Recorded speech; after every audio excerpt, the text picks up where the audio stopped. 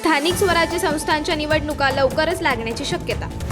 येणाऱ्या काळात स्थानिक स्वराज्य संस्थांच्या निवडणुका पार पडणार आहेत व त्या ऑक्टोबर महिन्याच्या पहिल्या आठवड्यात होणार असल्याचे समजते आहे। राज्यातील अनेक महापालिका व जिल्हा परिषदांमध्ये 2-3 तर काही ठिकाणी 5 वर्षांपासून निवडणुका न झाल्यामुळे प्रशासनाच्या अखत्यारीत कामकाज सुरू आहे।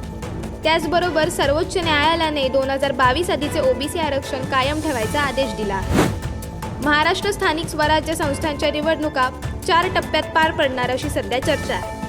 महापालिका आणि जिल्हा परिषदच्या निवडणुका वेगवेगळ्या होणार असल्याची माहिती समोर येत असून सध्या स्थानिक स्वराज्य संस्थांसाठी प्रभाग रचनेचे काम सुरू आहे। निवडणूक आयोग लवकरच स्थानिक स्वराज्य संस्थांच्या निवडणुकीचे वेळापत्रक जाहीर करणार अशी शक्यता वर्तवली जात आहे। अशाच अनेक घटना आणि बातम्या जाणून घेण्यासाठी सबस्क्राईब करा आमचे YouTube चॅनल केव्ही न्यूज आणि इन्स्टा पेज कृषीवल न्यूजला फॉलो करा।